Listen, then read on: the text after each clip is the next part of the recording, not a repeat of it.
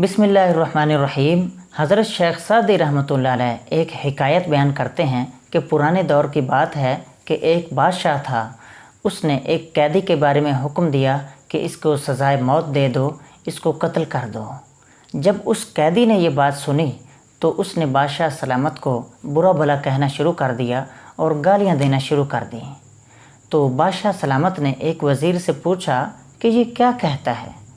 तो उस वज़ीर ने जवाब दिया कि बादशाह सलामत, ये तो आपकी अच्छाई बयान कर रहा है और कह रहा है कि वल काज़िमीनल ग़ैज़ वल आफ़ीना अनिन नास, कि वो कितने अच्छे लोग हैं जो गुस्से को पी जाते हैं और लोगों को माफ़ कर देते हैं। ये बादशाह सलामत आपकी अच्छाई बयान कर रहा है। बादशाह सलामत ने जब ये सुना तो बादशाह खुश हो गया और उसने कहा कि जाओ इसको रिहा कर दो।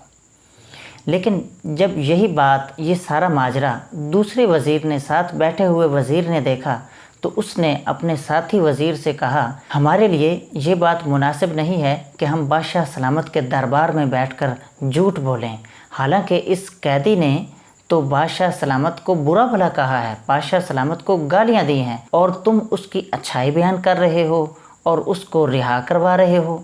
जब बादशाह सलामत ने इस दूसरे वज़ीर की बात सुनी तो कहा कि इस पहले वज़ीर का झूठ तुम्हारे सच से बहुत ज़्यादा बेहतर है, क्योंकि इस झूठ की बुनियाद अच्छाई पर थी, भलाई पर थी, और तुम्हारे इस सच की बुनियाद वो बुराई पर है, फितना और फसाद पर है। क्योंकि साहिब अक्ल लोगों ने कहा है कि मसलहत आमेज़ झूठ फितना और फसाद पैदा करने वाले सच से बेहतर होता है।